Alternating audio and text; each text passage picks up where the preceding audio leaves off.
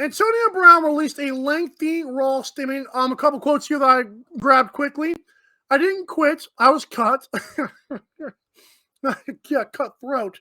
My past does not forfeit my right to be heard when in pain.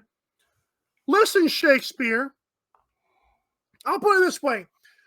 I will first of all say, Aaron, I genuinely do appreciate him doing a lengthy, raw statement. Like, I really do appreciate that. It's cool. I think it shows a lot more than what other, PR moves would have said. I mean, whatever his attorney said was stupid, in my opinion. I've read that. I was like, this is dumb. But if you can get through Antonio Brown's thing without laughing or without getting bored, because it does get kind of annoying very quickly when you read it. He's an idiot.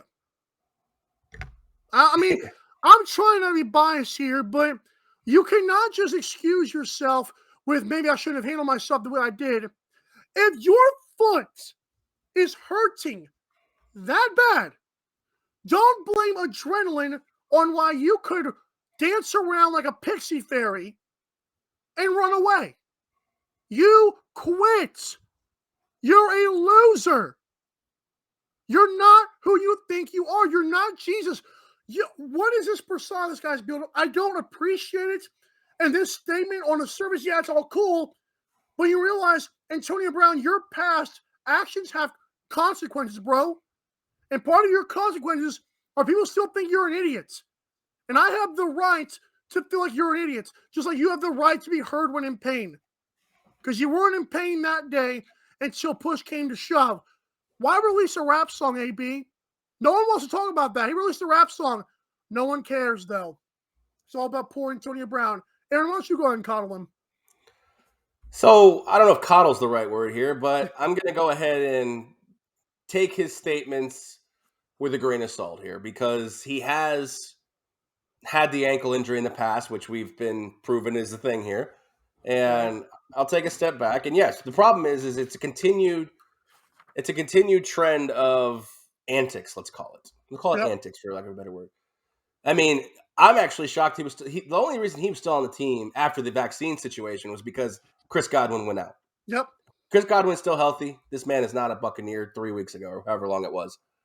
So, I mean, look, if this all proves out, even half of this proves out to be true, it is an ugly look for the Buccaneers and it's an ugly look for Bruce Arians. Now, but at the end of the day, Bruce Arians has a nice track record.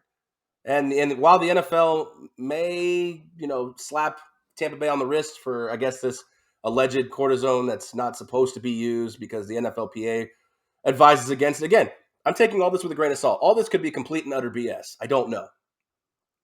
But the situation here is you've continued a track record of acting like this for 3 years. It's the reason you've basically played for 4 teams in 3 seasons. Yep. Actually, less than 3 seasons.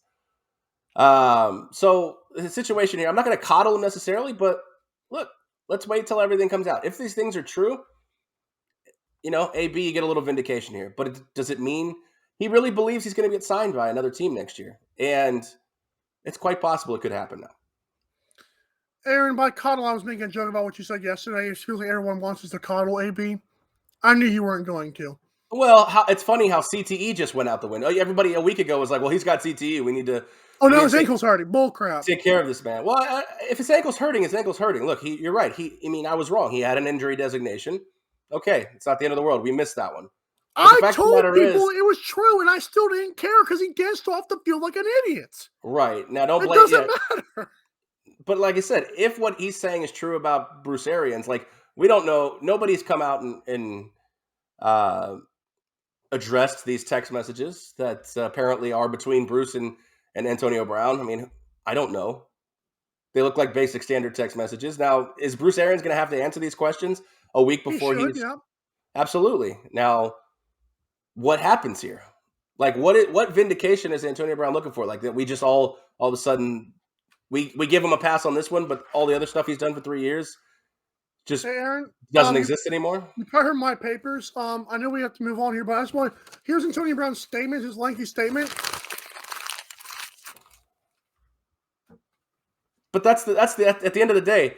Okay, so he gets vindicated on this one error. Ah, That's happens, man. probably okay. Whatever. He's vindicated on it. Right. It doesn't tell the whole story of how he's gone nuts over the last 3 years. Yep. I don't know. I feel like I'd rather blame CTE than this whatever he's saying now. Again, this man literally blamed adrenaline on why he was able to walk off the field the way he did and do jumping jacks. Now that was the thing. He said walk off the field. The video tells a different story there, buddy. Yeah, I agree. Yeah, if you got We bone have fragments sticking out of your foot, I don't think you're able to just prance around. But what do I know? maybe that's why he brought up the cortisone thing, just so we could justify that part. At the end of the day, whether he's vindicated or not, I mean, as a Bucks fan, I don't care. He's gone. Put him on IR. Put him on the exemption list. Cut him. I don't care.